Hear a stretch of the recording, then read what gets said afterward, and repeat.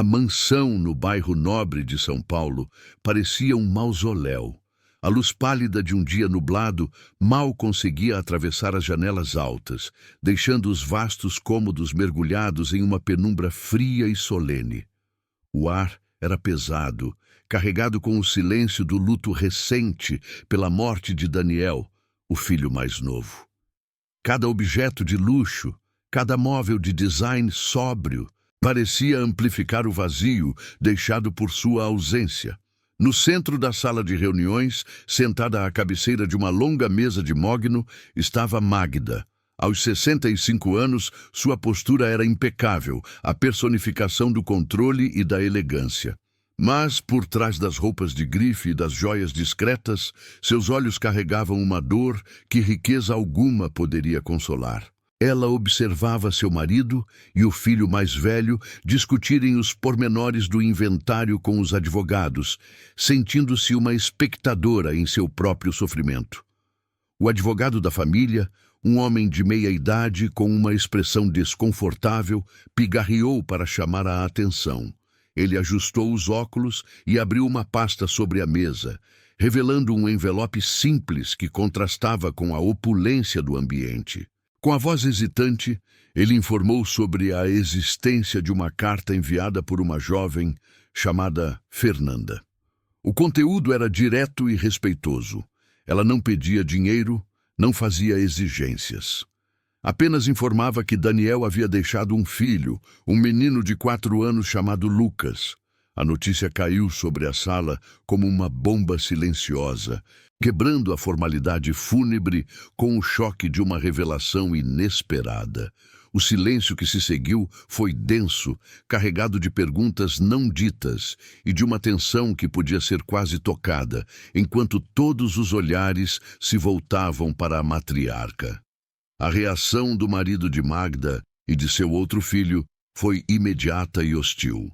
A dor do luto deu lugar à desconfiança e à raiva, transformando a memória de Daniel em uma questão de patrimônio e reputação. As palavras golpista e interesseira foram lançadas na mesa como armas, envenenando o ar já rarefeito. Exigiram um teste de DNA imediato para desmascarar a farsa, tratando a existência de uma criança como uma ameaça a ser neutralizada, não como um possível legado de amor. Para Magda, cada acusação era uma facada em seu coração já ferido, uma profanação da memória de seu filho. É em momentos assim, de pura crueldade, que a gente entende por que certas histórias precisam ser contadas.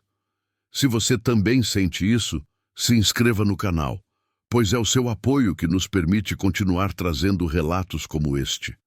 Enquanto os homens discutiam estratégias legais com vozes alteradas, o mundo de Magda encolheu até se resumir a uma única palavra que ecoava em sua mente: neto. As vozes ao seu redor se tornaram um zumbido distante, um ruído de fundo para a tempestade que se formava dentro dela. A notícia não era um problema a ser resolvido, mas um soco no estômago que a deixou sem ar. A imagem de um menino com os olhos de Daniel, um pedaço vivo de seu filho perdido, quebrou a armadura de controle que ela vestira desde a tragédia. Naquele instante, a presidente do conselho, a matriarca da família, desapareceu. Em seu lugar, restou apenas uma mãe em luto, uma avó em potencial, movida por uma curiosidade avassaladora e uma necessidade desesperada de se conectar com a última parte que restava de seu menino. Ignorando o barulho de indignação que crescia na sala de reuniões, Magda se levantou. Sua decisão não foi anunciada com um discurso, mas com o silêncio de seus movimentos. Ela caminhou para fora da sala, deixando para trás o marido, o filho e os advogados imersos em suas estratégias de guerra. O mundo deles, feito de contratos, cláusulas e desconfiança, já não era o seu. Uma força que ela não sentia há anos a impelia para a frente, uma necessidade visceral de encontrar a verdade por si mesma, longe dos olhos julgadores de sua família. Não se tratava mais de herança ou de reputação, mas de um fio de esperança. a possibilidade de que um pedaço de Daniel ainda respirasse em algum lugar neste mundo. Ela não precisava de permissão para seguir seu coração, apenas da coragem para dar o primeiro passo. Ela mesma pegou as chaves do carro, um gesto que não fazia há muito tempo, sempre dependente de motoristas. Dirigir pelas ruas de São Paulo, saindo da bolha de segurança do seu bairro, foi como atravessar uma fronteira para uma realidade esquecida. O luxo deu lugar à necessidade. Os jardins bem cuidados a muros pichados, o silêncio privilegiado ao som vibrante da vida real. Com o endereço que o advogado lhe fornecera discretamente, ela não buscava uma golpista para desmascarar, mas uma jovem mãe e uma criança que poderiam ser a última conexão com seu filho. Era uma jornada solitária, movida por um instinto que sua família havia tentado sufocar com lógica e ganância. É nesse tipo de atitude, silenciosa e determinada, que a verdadeira força se revela. Se histórias de coragem como a de Magda te inspiram, considere se inscrever para não perder nenhum detalhe do que vem a seguir. A casa de Fernanda era pequena, um sobrado simples em uma rua estreita na periferia. O portão de ferro tinha pontos de ferrugem, e um vaso de samambaia pendia solitário na varanda. Um toque de vida em meio à simplicidade. O contraste com a mansão de Magda era tão violento que parecia pertencer a outro universo. Ali, a vida não era emoldurada por obras de arte, mas pelas marcas do esforço diário. Magda ficou dentro do carro por alguns instantes, observando a janela onde uma luz fraca estava acesa. Aquele lugar humilde que sua família veria com desprezo poderia abrigar o bem mais precioso que lhe restava. Pela primeira vez em muito tempo, ela sentiu a inutilidade de sua riqueza e o peso de uma vida inteira construída sobre as aparências. Fernanda, por sua vez, estava exausta. Lucas ardia em febre há 2 dias, e seu peito pequeno emitia um chiado preocupante a cada respiração. Ela o segurava no colo, embalando-o suavemente enquanto tentava controlar o próprio pânico.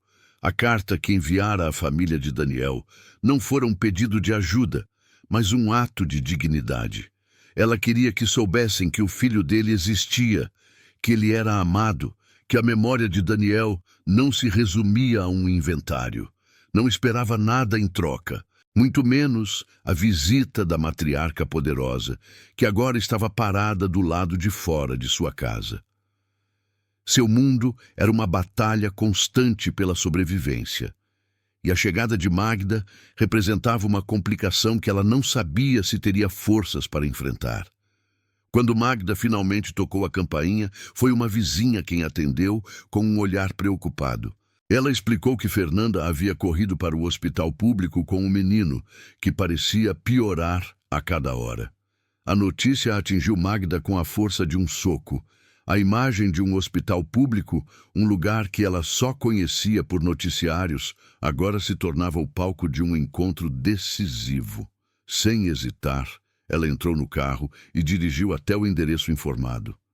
A ideia de seu neto, o neto que ela mal conhecia, sofrendo em um lugar superlotado, acendeu nela uma urgência que superava qualquer medo ou preconceito social. A avó dentro dela, até então adormecida, despertava com uma fúria protetora que ela não sabia possuir. O hospital era um retrato do caos e da resiliência. O cheiro de desinfetante e a cacofonia de tosses e lamentos enchiam o ar. Pessoas esperavam em corredores lotados, seus rostos marcados pela preocupação e pelo cansaço. Magda, com suas roupas elegantes e sua aura de poder, era uma figura deslocada, uma estrangeira em uma terra de dor e urgência.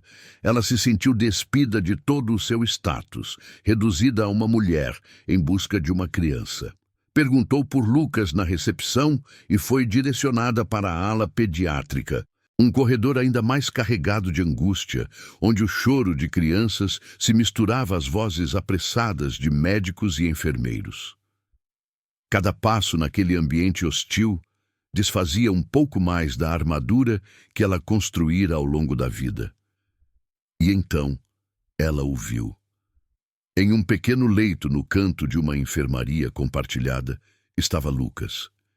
Ele era ainda menor do que ela imaginara. Seu corpo frágil, conectado a um aparelho de oxigênio. Fernanda estava ao seu lado, o rosto pálido de exaustão, segurando sua mãozinha com uma delicadeza infinita. Mas foram os olhos do menino que paralisaram Magda. Mesmo semicerrados pela febre, eles eram inconfundíveis. Eram os olhos de Daniel, a mesma profundidade, a mesma doçura, o mesmo brilho que ela conhecia desde o dia em que segurou seu próprio filho nos braços pela primeira vez. Naquele instante, a dúvida, a desconfiança e a raiva de sua família se tornaram pó, varridas por uma onda avassaladora de reconhecimento e amor. Ela se aproximou devagar e Fernanda levantou o olhar, surpresa e assustada. Magda não disse nada, apenas estendeu a mão e, com uma delicadeza que surpreendeu a si mesma, tocou o braço de Lucas. O menino se mexeu e seus olhos se abriram um pouco mais, focando nela por um segundo. Naquele contato, o mundo de Magda se reorganizou. O luto por Daniel não desapareceu, mas se transformou. A dor da perda encontrou um novo propósito: proteger aquela vida. A herança, a empresa, o sobrenome, nada mais importava. Ali, naquele leito de hospital, estava o verdadeiro legado de seu filho. Alguns momentos são tão transformadores que mudam o curso de uma vida inteira. A gente só consegue continuar trazendo essas viradas emocionantes por causa do apoio de quem assiste. Se inscrever é a forma mais simples de garantir que mais relatos assim sejam compartilhados. A conversa entre as duas mulheres foi sussurrada, um diálogo breve e carregado de emoções não ditas. Fernanda, com uma dignidade que impressionou Magda, não pediu nada. Apenas contou sobre a pneumonia, sobre as noites em claro, sobre o amor que Daniel sentia pela ideia de ser pai.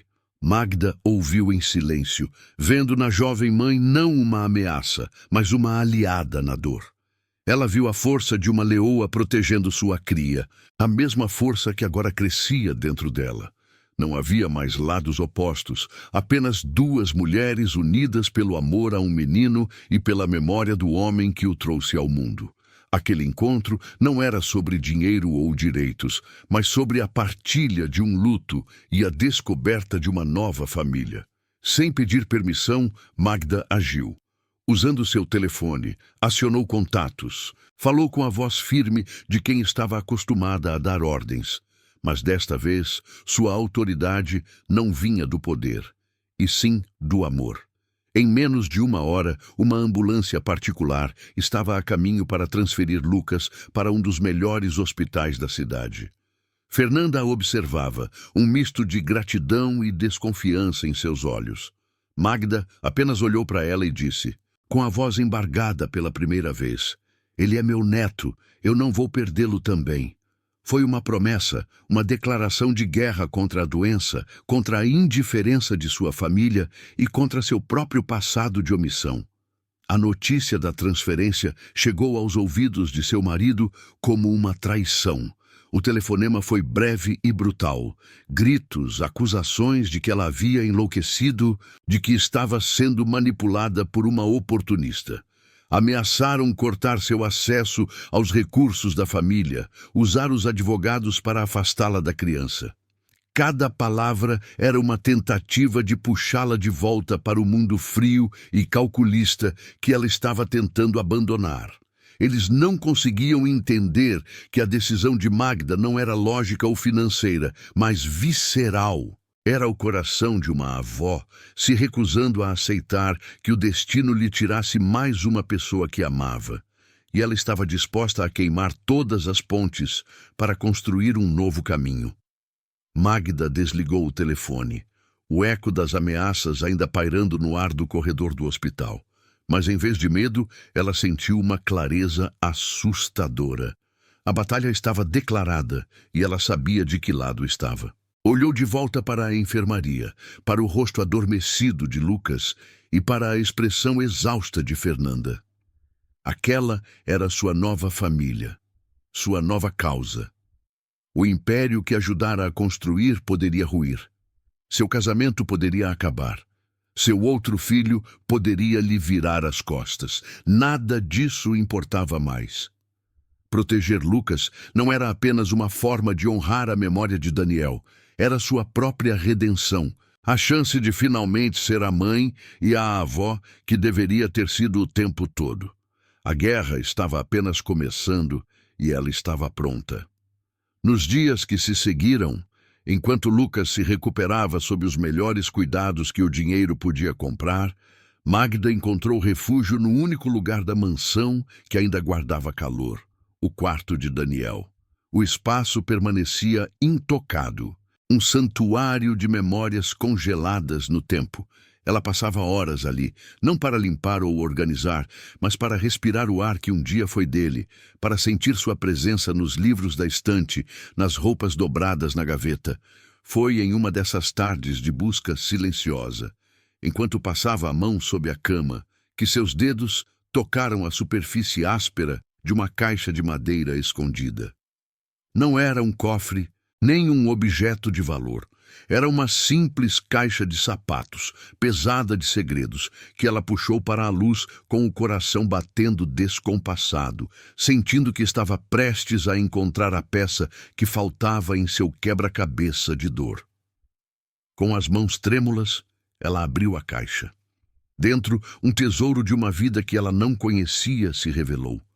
Havia dezenas de fotos de Daniel e Fernanda, não em festas luxuosas, mas em parques, em praias simples, em um pequeno apartamento alugado. Nelas, o sorriso de seu filho era diferente, mais leve, genuíno. Um sorriso que ela não via desde que ele era um menino. E havia as cartas, dezenas delas, escritas por Daniel para a mulher que amava. Magda leu cada uma, e as palavras pintaram um retrato de um homem apaixonado, de um futuro pai exultante com a notícia da gravidez. Ele falava sobre Lucas, sobre o desejo de se afastar da pressão da família, de construir um lar baseado em amor, não em obrigações. A narrativa de golpista que seu marido construíra se desfez em pó, substituída pela verdade dolorosa e bela do amor de seu filho. Com a caixa de provas em seu colo, uma calma gélida e determinada se apossou de Magda. A dor do luto não havia desaparecido, mas agora ela tinha um propósito claro, uma missão a cumprir em nome de Daniel. Pegou o telefone e, com uma voz serena que não admitia recusa, convocou uma reunião final. Ligou para o marido, para o filho mais velho e para os advogados, marcando o encontro para a manhã seguinte, na mesma sala de reuniões onde tudo começara. Eles concordaram, certos de que ela finalmente havia cedido à pressão, que estava pronta para discutir os termos de um acordo para silenciar Fernanda. Não podiam imaginar que a mulher que os encontraria no dia seguinte não era mais a matriarca fragilizada pela dor, mas a guardiã do verdadeiro legado de seu filho, armada não com raiva, mas com a inabalável força da verdade. No dia seguinte, a sala de reuniões estava novamente impregnada de tensão.